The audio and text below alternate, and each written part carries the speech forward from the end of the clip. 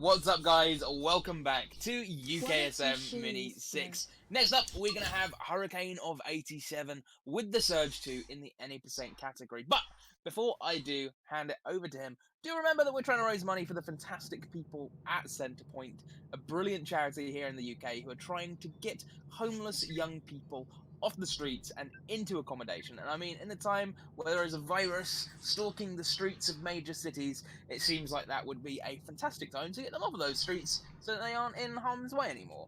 So if you can spare any money, _donate in the chat will bring up your option to do so. And I mean, we've got a bid war for this very run.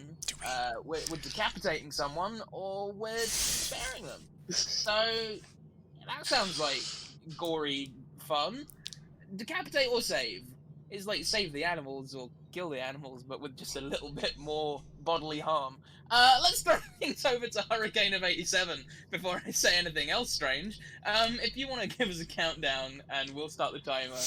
Oh, right. Well, timer starts when you start moving, so I'll just skip through this. We've picked our randomized, made-up character here. My name's Phil, handles Hurricane of 87, started speedrunning, I think, with Sekiro, maybe 2 or 3 years ago. That was a good starting place. That had some wild stuff in it. I've since gotten a PC, and it's opened up a whole bunch of stuff. Yeah, running games really increases the longevity and what have you. So, yeah, here we go. Surge 2. Should I start with story or anything? Or is story not important? Well, it's a follow-up to the Surge, as you can probably guess. This guy got a new job in Jericho City. He came in on a plane, and time starts right about now. Came in on a plane, and it collided with a rocket that was launched at the beginning of the first game. The rocket had some bad stuff in it, and what do you know? The city's gone to hell. The girl screeching in our ear at the beginning was on the plane with us, and due to the collision with the rocket, we now have a mental connection with her and the giant lizard that crashed through the wall. Okay, typically doesn't do that. It's a rare occurrence, but usually you run past him as he dives at you. Also, I'm running. You shouldn't be allowed to run at this stage of the game, but if you set your L3 button to be run/evade, you can run before you get your exosuit, which saves roughly 8 to 9 seconds. You get the exosuit after you beat this guy. Also, thank you for the good luck. 2, 3, 4, 5, and you wait for the parry. And that's the tutorial boss. If you strike him in the back of the head too early, your attack will just go through him, and several of your follow-up strikes can just whiff through his phantom body entirely. So that's one of the great bugs of this game that remains to this day. This is an unskippable cutscene, unfortunately. What can I add here? Yeah, the story. We have a mental connection to a girl who's on a plane with us. The plane crashed into a rocket. We wake up 2 months later in a prison, recuperated fully, supposedly. She's sent this dinosaur to break us out of prison, but this paramilitary force get the girl, and then the dinosaur goes wild later on in the game, and we defeat the dinosaur and go to rescue the girl. That's essentially the gist of it. Target the right arm. I botched that horribly. We're waiting for the parry here, because if we don't parry him, we might not be able to take this weapon off of him. Using this weapon on the next boss shortens the boss drastically. You can kill him in 3 parries as opposed to 6. And obviously speed is the name of the game. We can hop over this. Oh yeah, he was in that room, shouting and what have you. When you see us moving along, we'll probably dash a few times, then run slightly, and as soon as we let go of the run, you'll see the stamina coming back instantly. We picked this up just to sell it.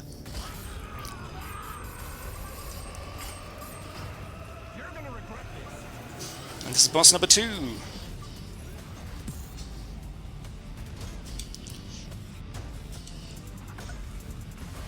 Alright, he can either go for a stomp or backflip, and maybe do another attack. You want him to do the stomp, because then he'll take all 4 hits of this string. That's good. Only 1 backflip. We might be able to finish him here. And yeah, he's done. With the defibrillators we start with, it would probably take 6+ parries as opposed to the 3 saw there. Excuse me, can I get my toy, please? Oh, right. Sorry. A good bit of RNG is Garcia's drone, which sometimes takes its time, will get stuck behind a pillar. You need that to shoot those guys, otherwise this lift won't activate. And then we dash over here and leave. Behind the plane.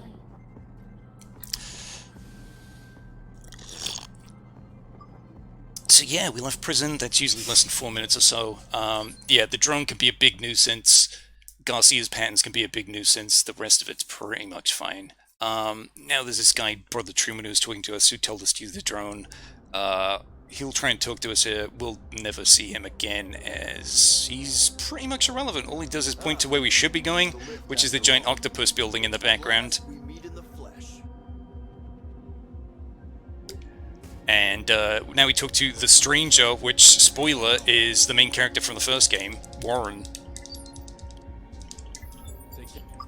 We talk to him because he gives us a bunch of materials that we'll use to craft the body armor later in the game.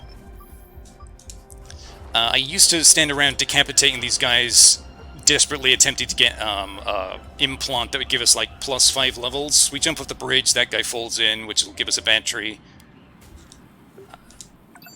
Yeah, the shortcut down to the toxic waste, I wouldn't recommend it. So we pull out the drone. The drone is very useful in this game as opposed to the first one, because we can now kill people with barely any effort at all. We stop to take out that particular person because it gives us a level 1 weapon. Everything we got in the prison was not a level 1, but a level 0. We have no intention of using this. It's just that the next weapon we get will now be a level 2 because we've got a level 1, and so on and so forth. This is why sometimes we'll pick up weapons that we have... There's no real need to use them. It's just so that when we get the weapon we do want, it's an even higher level. Although the levels are capped, so for instance, we don't just take every weapon we see. You can't leave the park later in this game with anything more than a level 4, for instance. So we sell the scrap we picked up and the thing we picked up before the Warden Garcia fight, buy a bunch of drone ammo, the drone proximity adapter, which makes drone rounds do a lot more damage at close range. As I said, the drone in this game significantly better. Just a bunch of dialogue options here, get to the point, and I'm in. And he gives us the card to get through to Port Nixon to beat up little Johnny, who's his brother. He wants us to do it for him. This guy would be blocking our way. Thanks, Mr. Loco.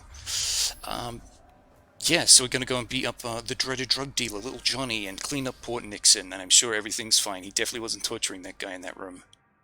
We bought 5 Molotov cocktails, which make little Johnny roughly half a minute quicker. It was an idea I got from watching a runner on YouTube, a Japanese runner, who bought these and used them on the boss that follows little Johnny, but he whiffed, so I'm not quite sure what the strategy was, but ultimately it just told me that I could buy Molotov cocktails and I could use them in a much more intuitive place. So as you can see, we're moving about with the defibrillators attached to us as opposed to the equalizer, the giant metal bar we beat Warden Garcia with, because when you dash, you'd use more stamina. Alright, this guy's waking up. 11 shots and he'll be dead. Thanks. We get the level 2, which we attach in the menus because if you die or go through loading areas, the game will recognize that you have a new level weapon. It won't for that one, because you'll be attaching with the D-pad. Anyway, this is a big skip. I'll explain it afterwards. We just dashed through a wall. Yeah, and also marathon safety. Let's just open these in case this boss doesn't pan out. Yeah, during the conversation you can just cancel it, walk away, go into the grav lift, and when you're in the grav lift, you cancel his follow-up lines, which allows you to pick your own direction, and then you can just dash through the wall. Which is a much easier way than the initial skip that was found, of throwing yourself off the top of the building and hoping that you slide between 2 invisible walls. Oh hey, the gang's in chat. Hey guys.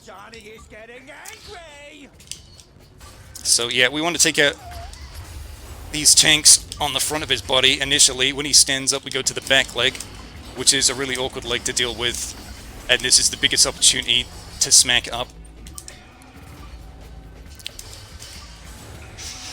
The body stomp will kill us dead if we're unfortunate enough to be placed in there. Also, those claws he has are pretty deadly too. Back up. If we stand by these, they'll stomp pretty reliably. Generally, we don't want to see him do that flip too often, because if you destroy the legs during the flip, he doesn't get knocked over and stunned. He'll move slightly. We go for the tanks on the front first, because if we destroy the legs first, then he starts spewing toxic waste, even when he does the butt stomp. He'll stomp again. No? Okay. Out of stamina. Let's move over here. Okay, that's that done. And then we use the equivalent of this game's Homeward Bone and equip the level 3s. Thank you for the good luck, 2B.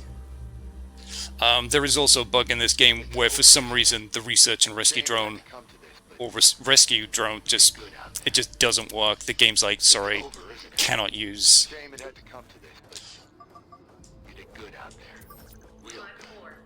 Alright. We'll want to come over here as soon as possible before the batteries deplete and smack him. Thank you. Getting all the 3 required deflects on him to send him reeling aren't mega useful. It's more timing the EMP to blow up at the correct time, which you'll hear with the beep noise. Unfortunately, I think they were a little wise to this, and it seems he can only do it twice before he stops being fully stunned by it. Anyway, he stopped just to beat up his goon and eliminate his drone. If the drone could shoot, that'd be great. Thanks. Switch back to the EMP. I'll come through. Alright.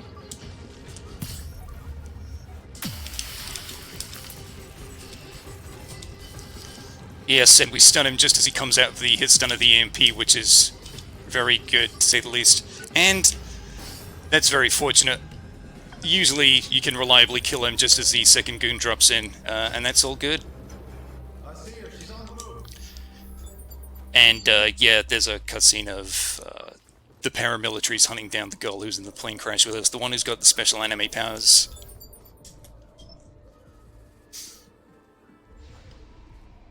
He had to go and do a thing. So yeah, we target certain body parts and enemies. Usually on humanoids, it'll be their right arm, because that's the one that has the weapons they wield. If we don't want the weapon, you'll typically go for the head. Oh, he's back. No, I was, yeah, I was just... Okay, excellent. Here we buy the head and the armor. We could have got these off of Warden Garcia, but since those were armored body parts, it would have been much slower. Conveniently, defeating Brother Eli gives us all the money we need to buy those 2 bits. Yeah, if we just skip her conversation and leave. In Surge 1, you'd have to get every bit of armor for the whole set, the body, the head, both arms, both legs, to get the benefits of the set bonus, but in this game you only need half of it. So we'll use the head and arms of the Aid Nightfall set, which will allow us to carry extra drone ammo. And we'll use the Hunter's body and legs, which will give us reduced stamina reduction when we're dashing about and such. So now we're just running through the city, trying to get to the park.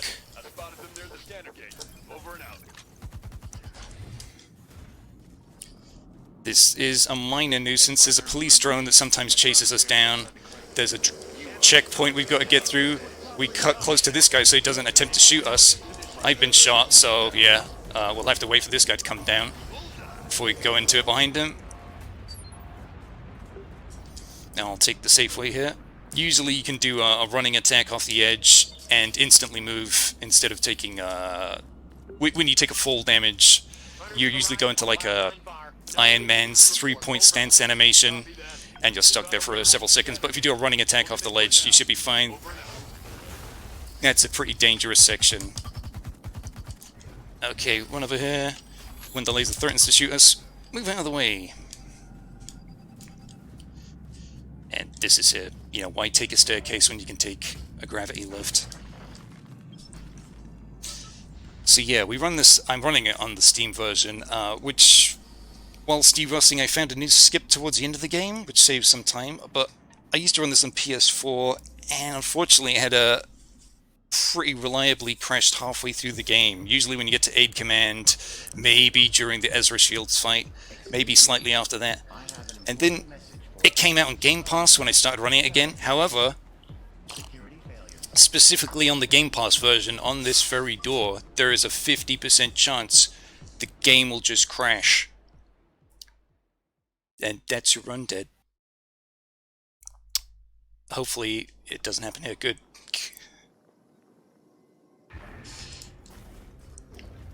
It was a lot more consistent on crashing here on Game Pass, but how many times do you say it crashed here on Steam? Only like once or twice? I think literally only 2 since I've been playing it on Steam. That was pretty bizarre. Usually the 2 guys are pretty far from the doorway of the cave. The one in my face was kind of a shock, but we come in here to get cache of advanced tech. This will be a lot of scrap, the game's equivalent of souls. Hawk wants us to talk to him, we don't need to talk to him. Essentially, these hunters are here to hunt down the techno lizard. As are we.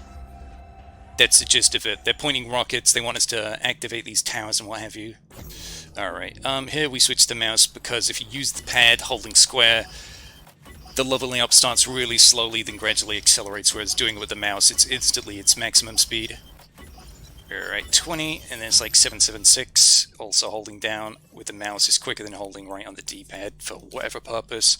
No, we have to do something else here. Right, shooting these guys. We could have attacked them when we were coming out of the cave, but then we'd have gone to their bodies to pick up the parts, but if we shoot them from here, their body parts just miraculously appear underneath our legs.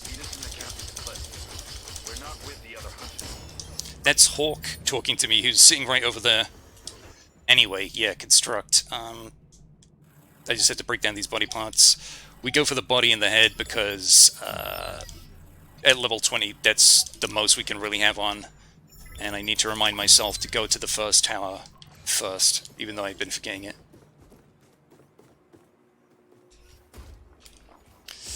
Just jumping on top of things. This game gives you a very generous jump, and a lot of objects and ledges seem pretty generous as well, to be quite honest. It's very fortunate. We would have to go on around a really long way to get to this thing. Unfortunately, we can just hit this and we're done with that. Tower 1 of 3 done.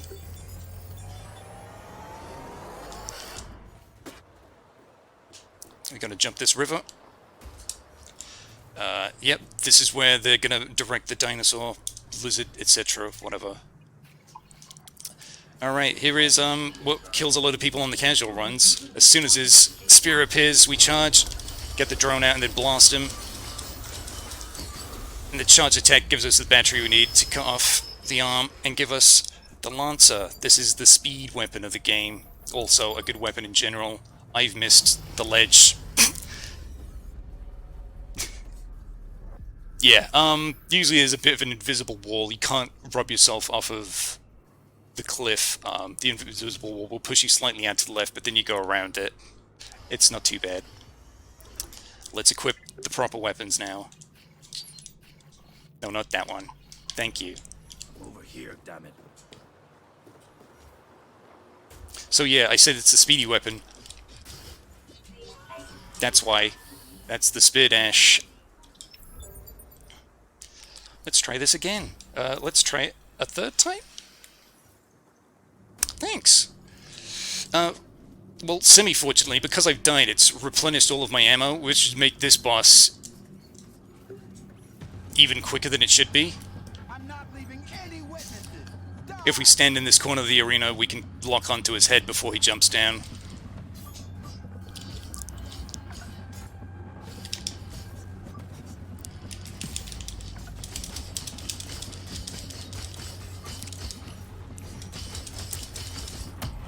Alright, yeah, you aim that gun over there. I'll take your head. Please?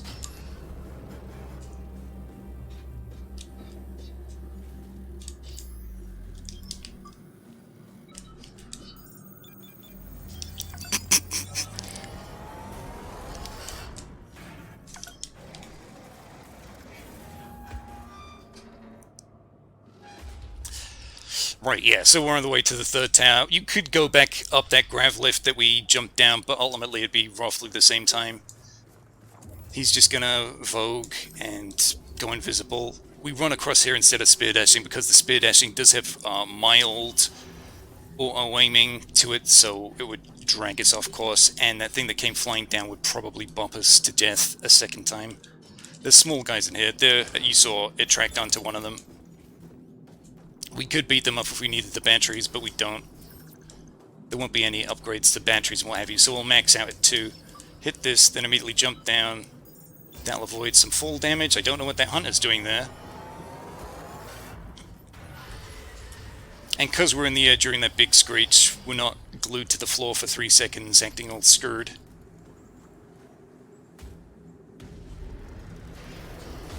And it's the lizard that freed us from prison.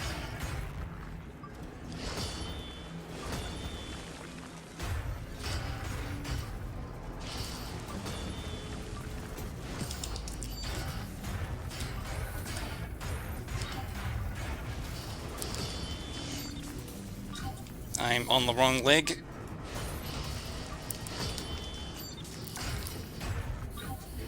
Alright.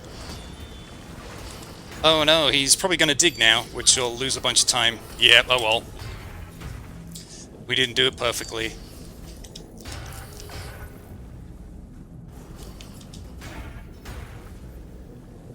And now when he bursts out of the ground, it's best to have our back to the wall, otherwise he usually just flies to the opposite end of the arena. One more parry should do it. If you'd strike us, please. Thank you. Alright, let's backdash. Charge an R2. Lock onto the head.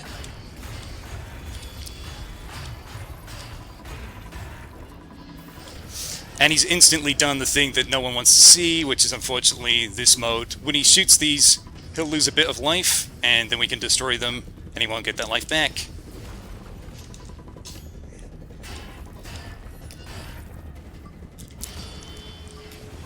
Unfortunately, like phase 1 and 3, he doesn't reel back for too long once you get the parry on him. Oh, he's dead? Okay. That was shocking even to me. And during this phase, we'll soften up the legs. Breaking the legs in this phase is the equivalent of getting a parry, and as you can see by the top with the 5 shields, you'd need 5. Alright, we want to back out of the way here. These things can be fatal. If you can bait an attack, thank you.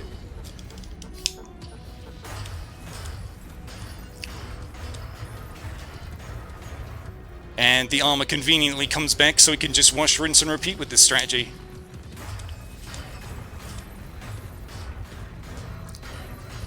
Uh-oh. Stamina's low, so I won't go in. He's almost dead. We don't want to risk it. Oh, haven't seen this in a while.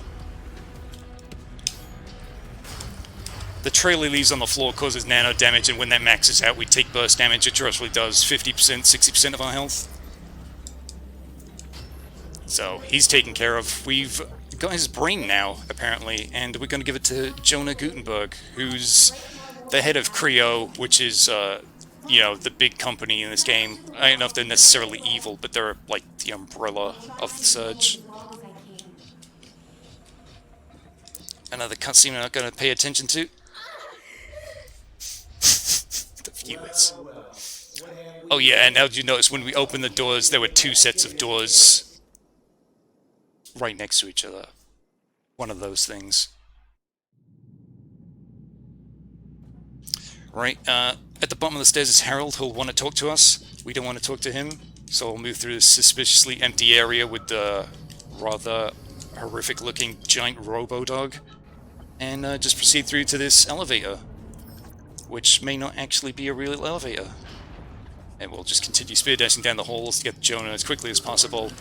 It's essentially dropping off the brain, getting tech scrap, and then immediately going back out of the building.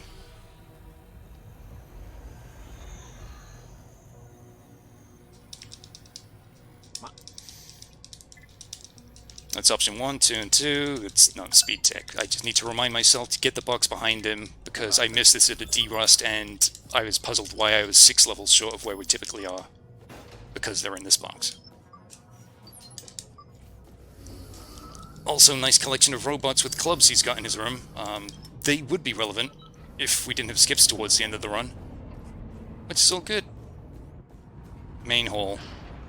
Unfortunately, Harold's sort of at the bottom of the staircase. When you come near NPCs who talk, you enter a supposed non-combat zone, so you can't do the spear dashes through it, unfortunately. It's also why you can't spear dash through it, NPC areas like Cloud 9, the club. So we're back in Gideon's Rock. Essentially, we're just running through this area. We'll stop off to bank all our tech scrap and level up. Make sure to equip chat. Got it. I successfully remembered it. We don't spear dash off staircases because it will put you on the edge, and then the game thinks you want to do a plunging attack, which is pretty horrid recovery in terms of the whole going fast thing. So we'll jump down here, spear dash a few times to get over to the med bay, and once again, hold the buttons, grab the mouse. This conveniently brings us to about level 40. Allows us to equip every bit of armor we want and all the implants that are relevant. Implants are like buffs, rings in Dark Souls, stuff like that. And everything's just going to go to a solid 20. 20 health, 20 stamina, 20 battery efficiency.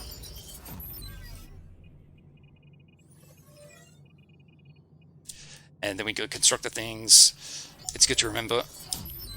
Also equipping them, that's another aspect.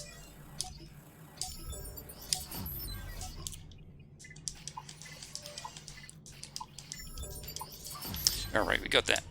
Alright, and I'm low on drone rounds, I've noticed, so I will have to buy some in the club. That's where you usually buy your ammunition. This is because I died getting over to Savannah's by botching the jump at the grav lift, I think? Maybe? I probably spent more ammunition on Savannah's than typical, because it replenished my ammo. Okay, so Cloud 9, buy the ammo, we come out, we go into a different exit, one over there. I need to talk. Yeah, Harold once again eager to talk to us. Not really mutual. Pleasure doing business with you. This brings us to a new place in Jericho City, one which conveniently takes us over a heavily guarded area and towards Checkpoint Bravo, which would be a third NPC hub that leads us into Aid Command. Unfortunately, there's a skip where we can go straight past Checkpoint Bravo and into Aid Command in a doorway that's... Well, if you went into Aid Command the typical way via Checkpoint Bravo, you'd have to open up a gate and then fall down several platforms and then several corridors before you get to the same entrance. Essentially, it skips a whole new area and several seconds of moving about after that. Okay.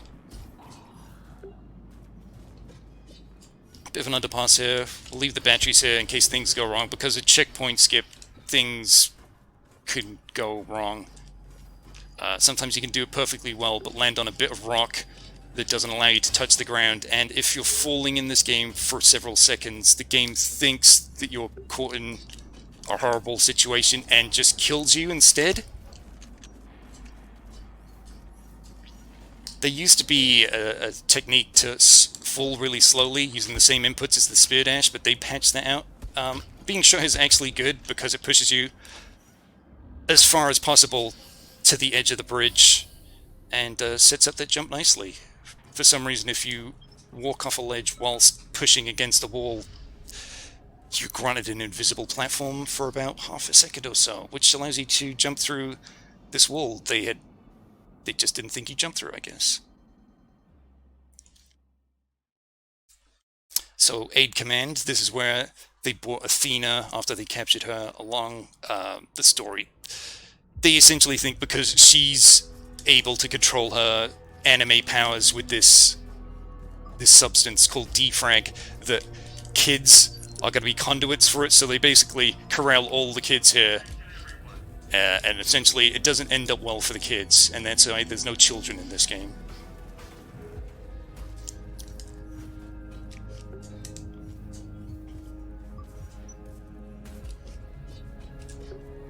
We're going to jump into this, which allows us to jump onto the top of the buildings over here. There's this fence here. Okay. There used to be a bit of a way tougher technique to get up here. It's probably quicker ultimately, but it's highly unlikely you'll get it consistently, so why bother? You want to complete runs, not reset runs 20-minute in every time. Yeah, there's usually a bit of a frame issue there. Charge R2 and several follow-up strikes, and just straight into the door.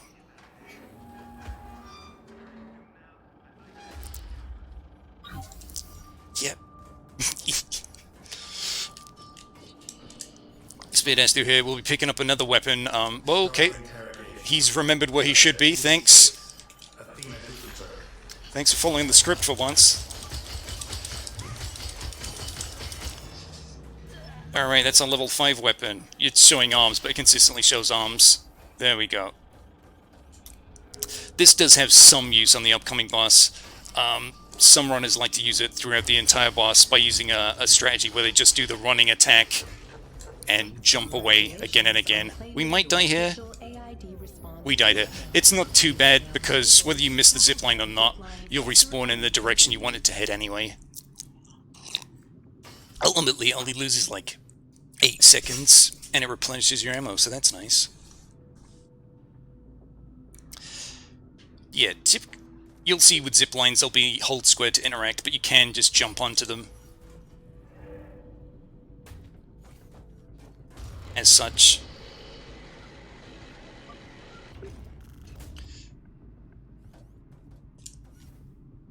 Oh, okay. Well, we took the full damage, but it's fine. It's just a minor amount.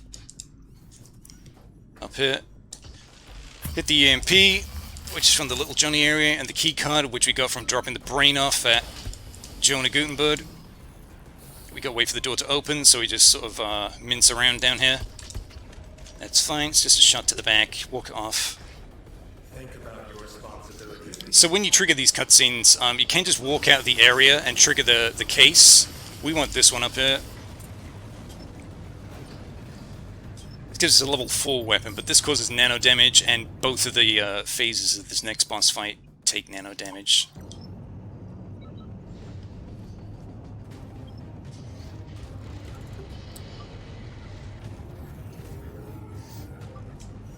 If you spear dash off a ledge, you can dash to immediately move about instead of being stuck in a dramatic stance.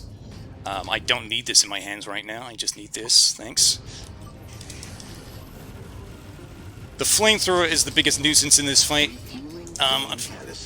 You don't attack him instantly because he saw that it took about 11 drone shots to neutralize the flamethrower.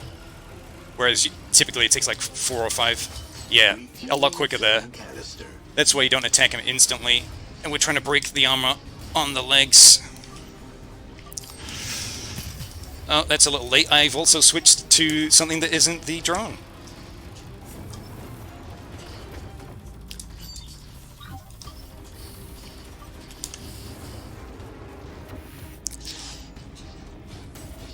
He will try and punt us relentlessly.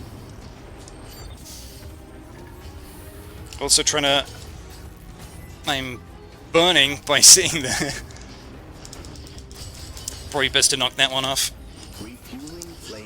At least I'm not dead yet.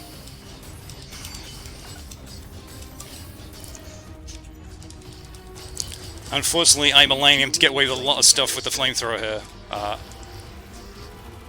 We'll have to wait for this flames and stuff to die down before going back in. He's shot off napalm, which is rare.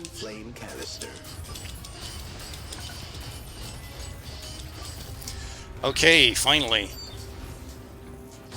And then he spits out the voice actor for Geralt.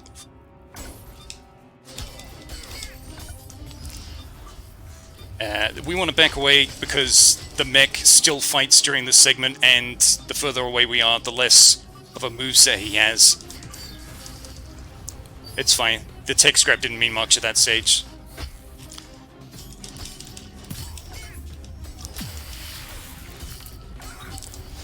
He'll shoot napalm at us and railgun shots. The napalm actually hurts this dude himself, so that's good. Just dodge out of the way and then charge attack. and utilize pretty much the same EMP strat we did on Brother Eli earlier in the game. Oh, yeah, unfortunately it works both ways. I don't think there's actually any protection here.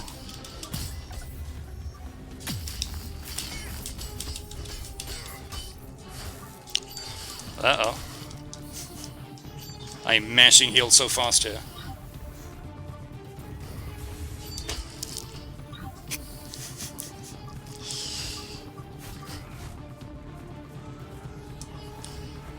If you'd, yep, thank you.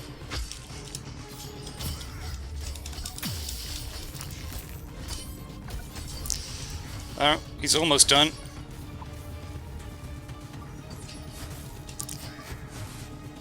Yeah, if he's not doing the finisher move, okay, great. Thanks. Thanks. You love to see it. And now we just switch to the weapons that we're going to use for the rest of the run. The General's ACU, the punching gloves, and the spear.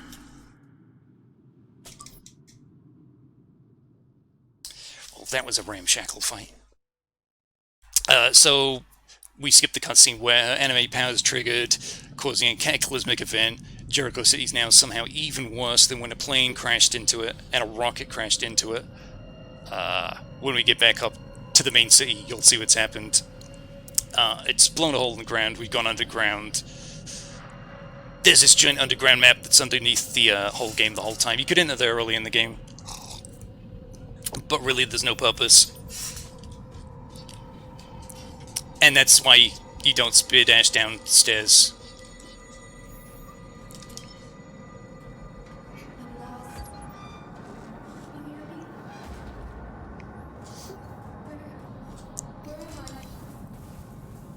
She's saying, what has she become? She doesn't know what's happened because she's actually transferred into a gigantic worm, which we'll see in the city's skyline later in the game.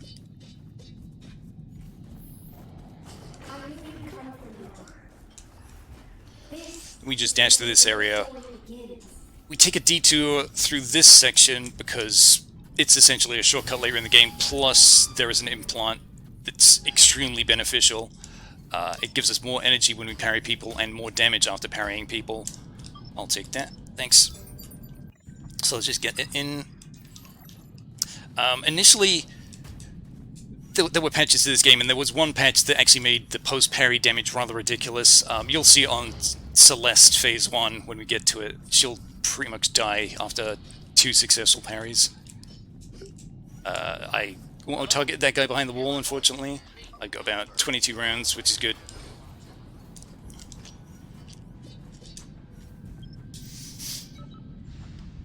Okay, and we're back to CIT. Jonah's messaged us after this event. He's like, hey, you still around? I got something to give you. Just curious why he didn't give it to the first time we went to meet him in the exact same location. So, yeah, there's a familiar voice here. And I'm not talking about Harold. It's Brother Eli, whose arm we cut off earlier in the game. He's still here. Yes, even he acknowledges that he's in fact dead. And now he's got the powers of teleportation.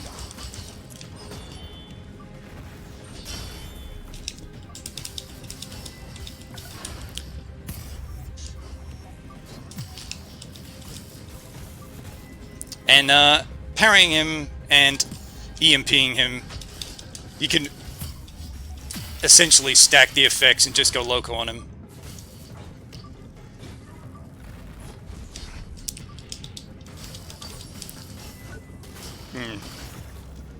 Alright, taking his head off now, I think we're done with him. And back again to this elevator that's not really an elevator.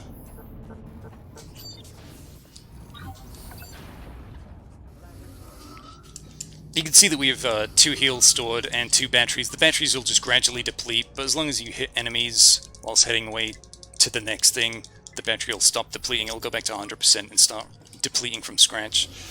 He's essentially given us the opposite of the zipline. Now we can go up zip lines. as you ride this box again. What else? The reason why this is probably one of the better weapons in the game, after some parries, you send enemies reeling back, and sometimes with certain weapons your follow-ups won't even reach. The spear and the punching gloves pretty much take care of that. They'll clear the distance every time. So we're back in Gideon's Rock. This is just a simple run through now. This is where we set up the first part of Harold's Skip and head towards the Cathedral of the Spark, which is at the bottom of the map. It's basically a renovated power plant. When this rocket full of defrag hit the city, people went their different ways. Some people just wanted to loot and scavenge everything. The paramilitaries obviously have their objectives. This laser's chasing me. And then some religious fanatics think this thing has powers. Judging by Brother Eli coming back, it may. There's that cave we went in initially. There's now a giant crab in it. He wants to spook us with a jump scare. Yeah, there's no leveling up, but we will probably take a safety save in the Cathedral of the Spark. Just to avoid some nuisance backtracking in case things go wrong. So, yeah, the club's messed up slightly. Some people are still dancing, some are squatting. The music's off. But yeah, you can't see too much of what's gone wrong there. Oh yeah, I forgot to look at the skyline and show you the giant worm, but we see it before the final fight of the game. As you do. Right, what happens in this section? We just basically pick up as much ammo as we do on the way there. We intentionally fall into a gigantic hole to skip an optional boss fight. There's actually an achievement for falling into this gigantic hole, so it's most likely intended.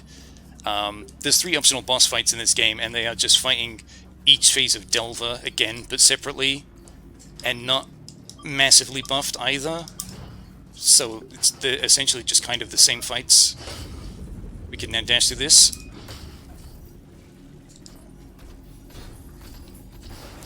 And these guys are rezzing in. Hey, do a 360.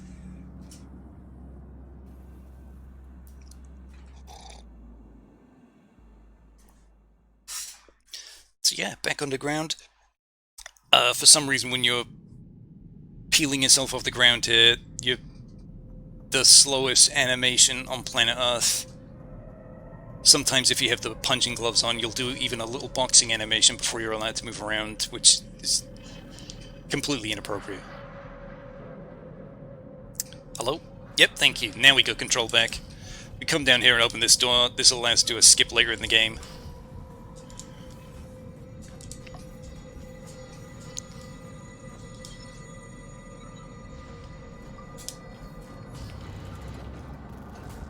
If we just walk off here whilst holding the run button, we'll make it.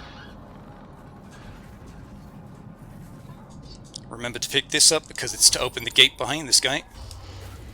I would like to point out that Warren's legs are inside this box. He is not sitting on it. This guy will zip down and then he'll get bored and leave. Yep, bye.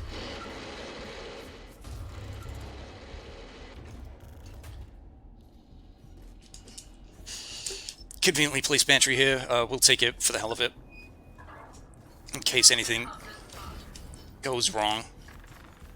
Stop spear dashing there because there's another enemy there who will just turn into a big blob of limbs.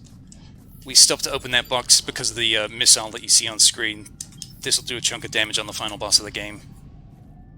And this shortcut brings us back to Port Nixon, so that saves us from having to go through the optional boss, through Seaside Court, out the other side of Seaside Court, and at the beginning of Port Nixon. This leaves us somewhere like halfway in the middle of it.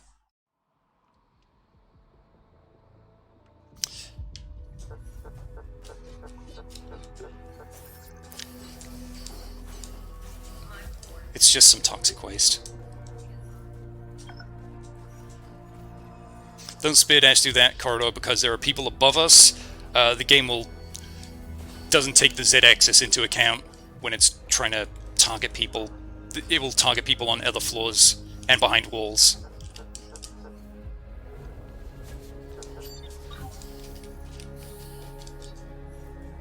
Oh right, the Cathedral of the Spark. That's the name of the place. There's nothing particularly drastic or hard about it. It's just another region. There's some nice spear dashing up to the gate. You drop on some people. The gimmick here is that you start on the top floor and you've got to hit some buttons to lower the water level. So you go down to the bottom and then leave the place. That's the gimmick.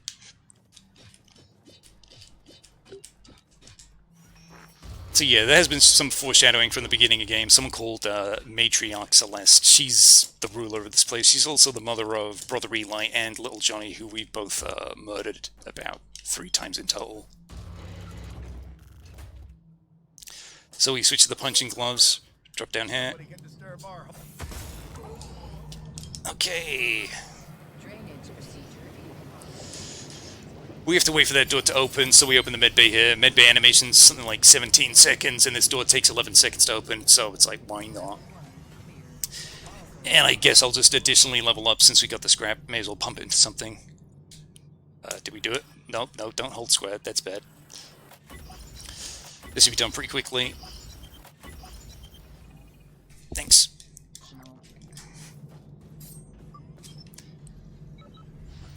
You can turn your body lights on. There's not much use to it. It just helps you see things a bit clearer. That's the strat.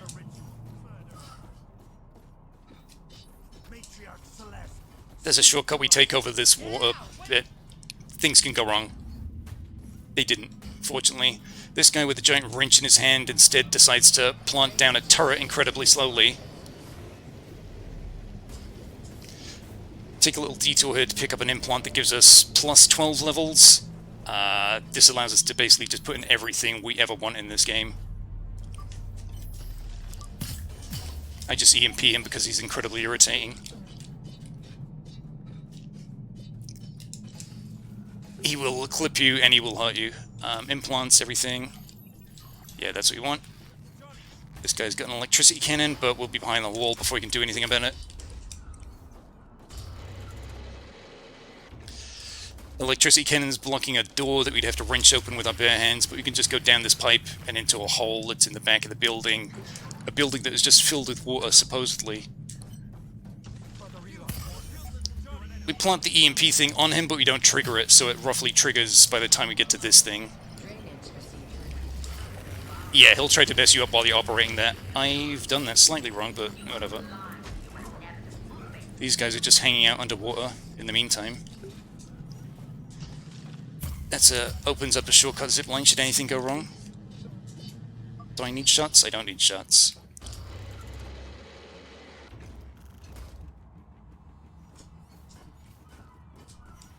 Okay, there's a big power plant. Developers want you to go up top, go through a gauntlet of enemies, and then ride an incredibly slow elevator where we watch a cutscene of certain people being resurrected. Usually you don't take full damage there. That's mildly surprising, but it's not too much of an issue. I've fallen slightly. This shouldn't be too bad, because we intend to slip down here and just clip through a wall. We're behind the boss, but unfortunately we still have to fight the boss, because it gets rid of a wall that allows us to progress. Let's switch weapons.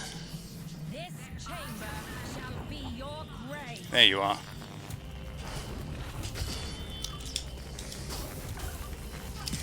Okay, her health will melt.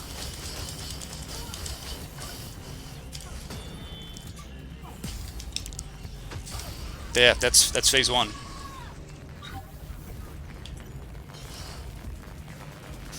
Wait for it to break the weapons up.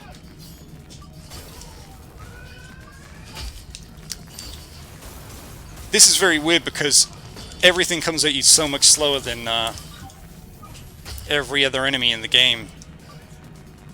That it throws off your timing significantly. Oh. And that's usually why you face every enemy point blank in this game. Their ranged attacks can be very aggravating. I'm missing everything here.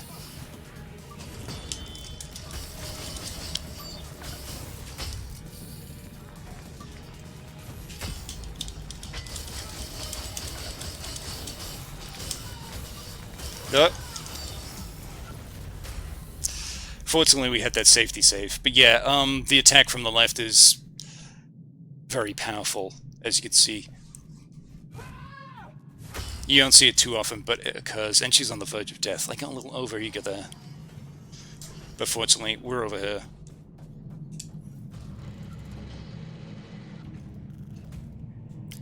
Very much not on pace. Maybe for the estimate, though.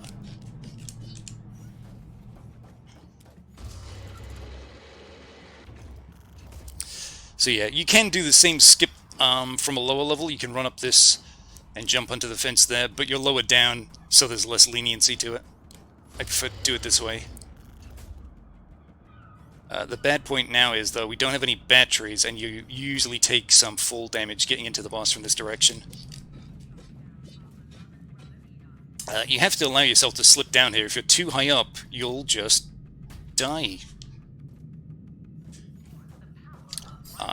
No, that's fine. This chamber shall be your grave.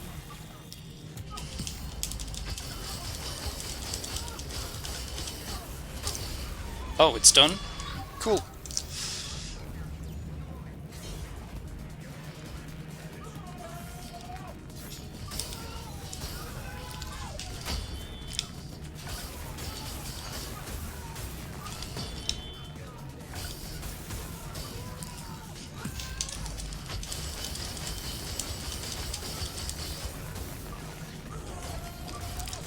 Uh-oh.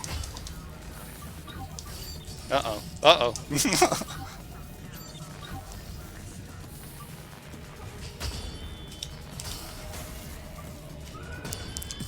Okay, yeah, if you get it, you can basically get all the required parries.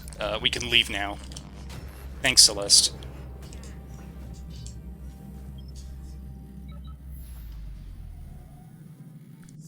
Okay. Like I said, we still have to face the boss because there's a wall, and beating Celeste removes part of the wall. If you could find a way to get around that wall without facing her, that'd be lovely. There's not a very big community for this game, to say the least. Although, while de-rusting, I did find a new skip towards the end of the game that saves several seconds and avoids a long elevator chit-chat thing.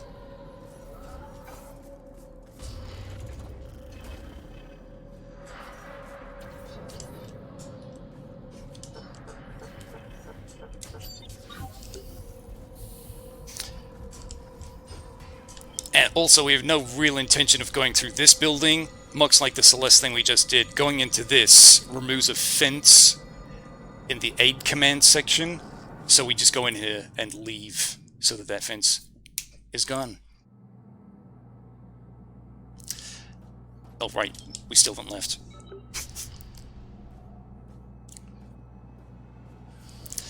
Right, this is spoiler, Harold skipped because there's a boss called Harold, who is the robot butler we ignored several times.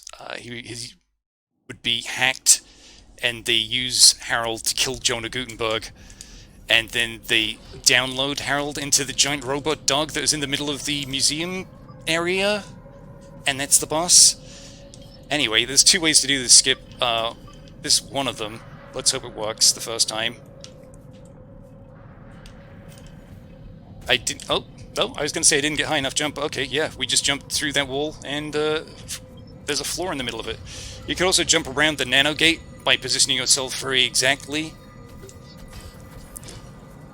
It's one of the areas where both of the skips are probably of equal difficulty, as opposed to one being incredibly easy and the other one being insanely tough. So everyone just goes for the easy version. I'll just grab this. 2, 3, 4.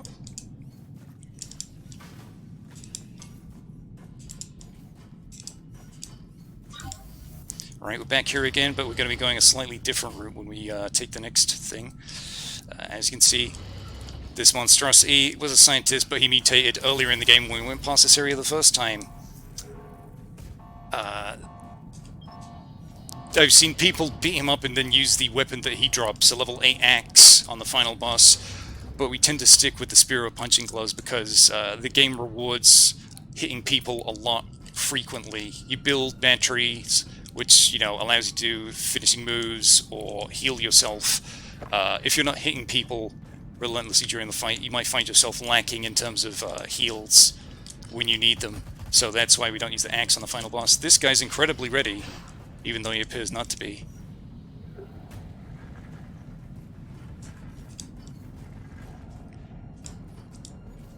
And what do you know? The underground takes us to 8 Command. Everything's connected. Does the tough versions of Port Nixon skip and the opening up the shortcut for Helena skip both save a little bit of time, but if you mess them up, you know, it's one of those things. You can save a little bit of time or potentially kill your run.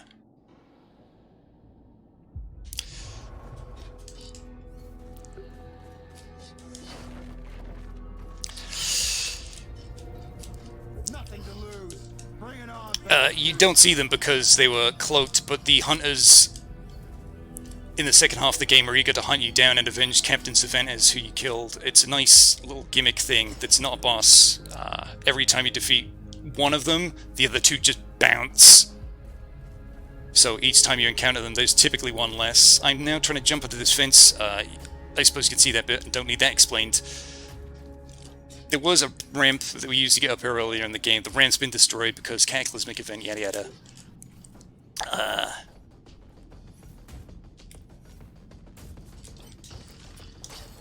Alright, these doors we opened up in the game are common useful, and we shot only one of them off the wall because sometimes when you go through this bridge, those giant nano crabs can fly down and then pin you in between them, which is a horrible place to be. This is the penultimate boss of the game. Just so you should know. That's Goddess Helena. She's essentially a buffed version of the Gaia statues that you face in the Gideon's Rock area. She can buff her spear and then fire a projectile. That's it. Her health bar is massive, and the fight goes on forever. So yeah, there's a new thing that I found here on Steam. You hit Shift and Tab, and you wait roughly about 4 seconds. No, maybe a few more seconds. 1, 2, 3, 4. Could you stop this? 1, 2, 3, 4. I knew you'd prevail. Ah! It saves like 20 seconds, so I'm going to try it one more time. 5 seconds, maybe? Yeah! Cool. As you can see, sometimes it vacuums you up. That's a legitimate elevator, unlike the one in the CIT building. Shift-tabbing on Steam desyncs animations. Usually there's doors that you pry apart with your hands, and if you do it halfway through that animation, you can soft-lock the game because the door gets stuck. You can't go through the hole that's in the door, and the interact button's gone. These guys forgot to line up for their big moment. Knock them off. Yeah, just in time.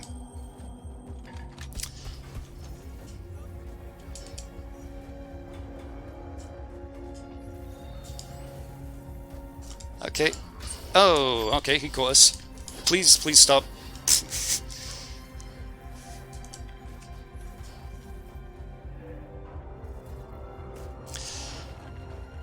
Okay, trying to line up the camera so it's a straight line. Things are a little off here. So yeah, the 30k we lost is like, whatever. Does not matter. Frame drop city in this room. Some guy's trying to beat up one of the mutated scientists. If you dash at the right time, you have iframes, so we just essentially ate that bullet. Mutated scientist isn't paying any attention to us here, so we can go and grab this extra heal. Yeah, sometimes the jump doesn't come out there.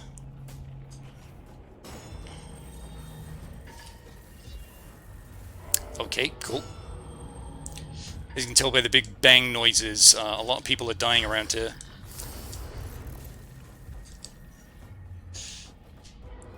Okay, this is the final medbay, but you have to go over there and hit an EMP, and so on and so on, so we just try and run through. Fortunately, we didn't get shot, which could have opened us up to even more damage. My life force is fading. Rush to my side and charge. Oh yeah, there's a whole cutscene for the reveal of these Technogenesis enemies that we zipped over by taking a shortcut. That's Brother Eli Echo thing. Oh yeah, this is the gigantic worm that Athena turned into, by the way.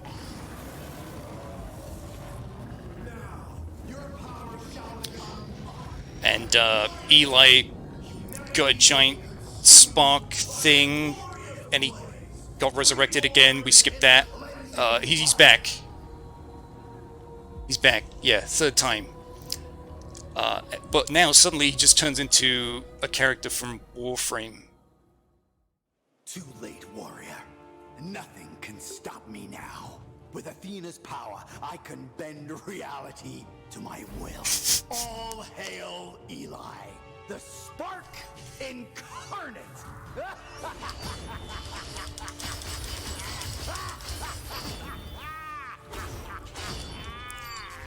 Lost maniacally.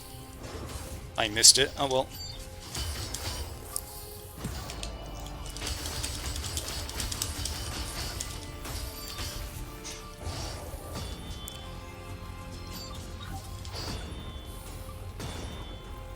Yeah, you want to see the string that starts with the downward strike because he has 4 strikes and they're all relatively slow. Okay, he's going to do his AoE attack. This is a good point to switch to the rocket.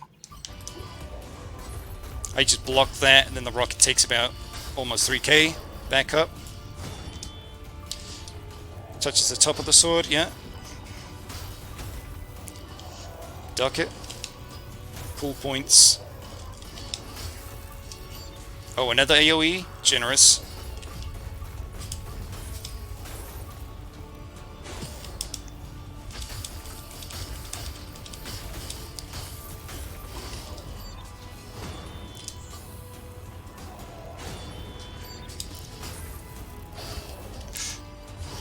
Uh-oh.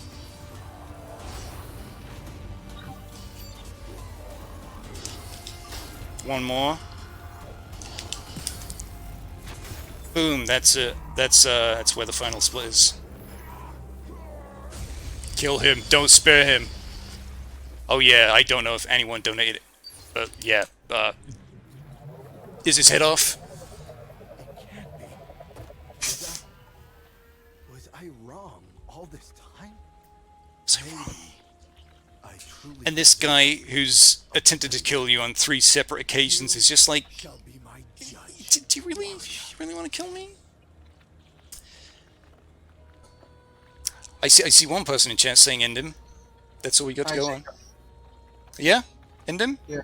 Okay. Death at last. Bye. No donation! Yeah. Oh yeah, then Athena reappears to deliver this horrible monologue. Thank you So much. much, you never stopped fighting, never stopped believing. I always knew you'd save me. But deep